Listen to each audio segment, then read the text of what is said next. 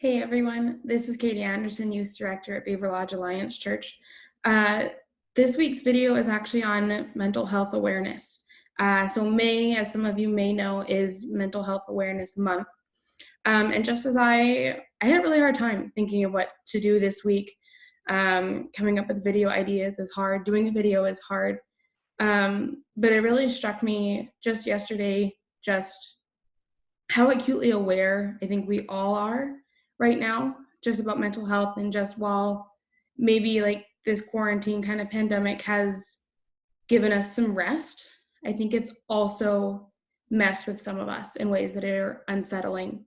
So I actually want to start just with this testimony. It's from the kind of film group called I Am Second.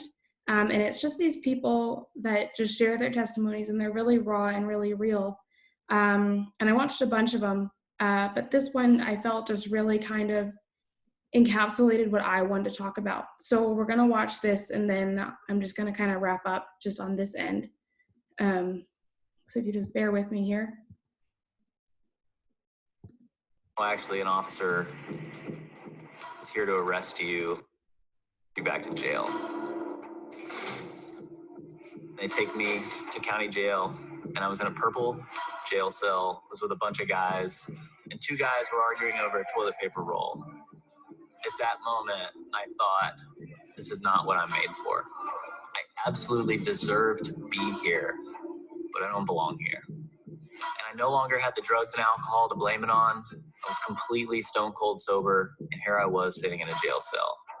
And I'm facing some serious, serious consequences and several years in prison at this point. And I knew that beyond a shadow of a doubt, no matter how hard my consequences were at that point, that I was going to shoot dope again if something drastic didn't change. God, whoever you are, whatever you are, I need help. My life has drastically got to change. I was in that moment broken.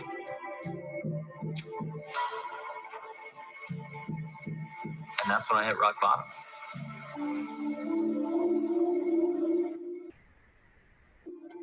Most people say drugs are your problem, stop them.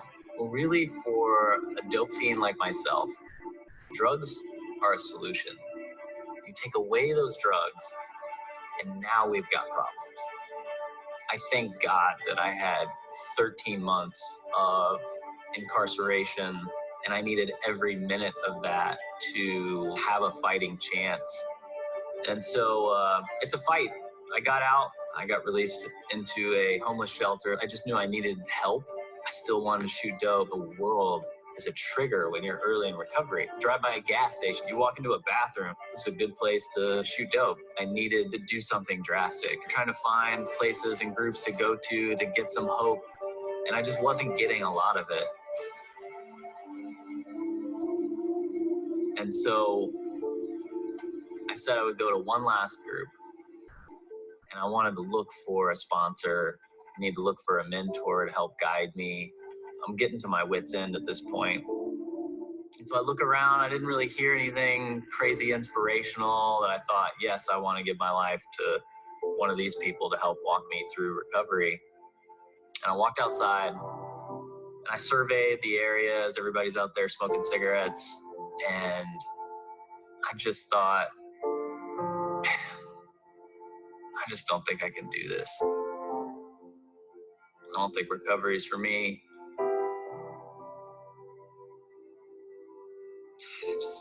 There wasn't a lot of hope in that moment.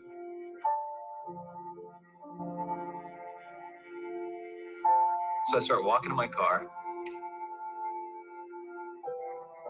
and this dude calls out my name. He says, "Hey, Jordan, do we need to talk?"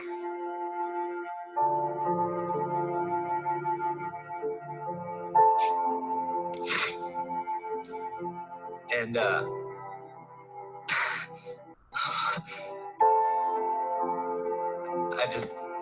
I was speechless. I said, yeah, I do. He said, "Hey, I heard you got a little tripped up. I'm going to walk with you. I'm going to guide you through this process. Where are you at in the work? Call me tomorrow. Let's get into it." And this dude just took me under his wing. He showed me the love of Christ, whether he knew it or not, and walked me into recovery, into freedom, and just snatched me up at one of the most integral parts of my life.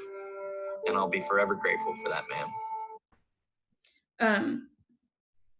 So that's an intense video, but I am so acutely aware of how popular suicidal thoughts are, and how popular fear is, and how popular anxiety is.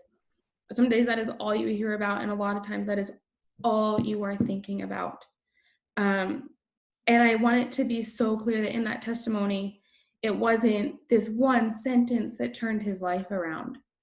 It was this one person taking an action, not having any idea the repercussion, but stepping out, getting a prompting and being like, hey, Jordan, like, let's chat. And it is that hard and that simple.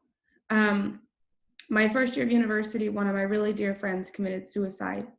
The following year after, I went tearing through the woods trying to find a friend who called me because she wanted to die. I am so aware of your struggles and of your hardships and what goes through your brain. And so I want you to know two things. If you are someone that is struggling with that, with these thoughts, with this idea that my only resolution is death, I need you to take some steps. Whether it just be text somebody, whether it be call somebody, whether it be go for a walk, whether it just be just walking around your house, just take that one extra step of thinking. And for those of you that have friends that are going through this and you just stare wide-eyed, just totally, completely lost, it's not on you to fix them, to help them, to keep them alive.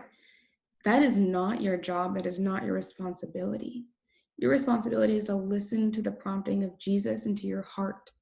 And so a lot of times it just simply is, hey, like, I'm here. With that girl at university, most times I literally just held her and said nothing, but I was just there. So it is not your responsibility to save somebody's life, but it is your responsibility to listen to Jesus. And so in this mental health month, I just think that one thing that we need to focus on is hope, and hope in what's coming. And so as we are, I don't think anyone really knows where we're at in this pandemic season, but as rules start to lighten, as things start to open, I want you to cognitively think about things that are coming forward, things to look forward to. It's time that we start looking forward to things again and not just getting through the day. And I mean that in pandemic season and out of pandemic season. It is so incredibly crucial that we don't just get caught up in the mundane drudgery, but that we look to Jesus for things to hope in, to things to have joy in, to things to be excited about. Because if we just get trapped in our minds and trapped in just what's going on immediately around us, it's a lot like Peter walking on the water that I talked about last week. When he had his eyes completely focused on Jesus, the storm meant nothing. The storm wasn't even there.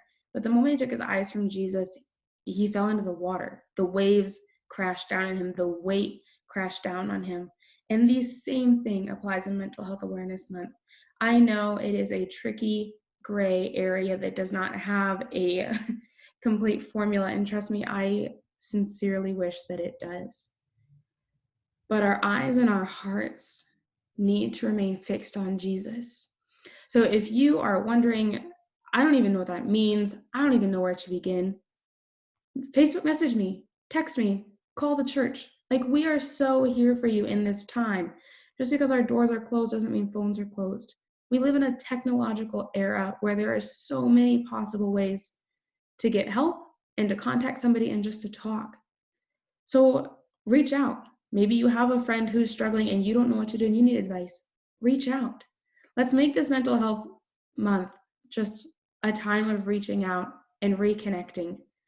All right, you guys, I love you, and I am praying so deeply for each and every one of you. Bye.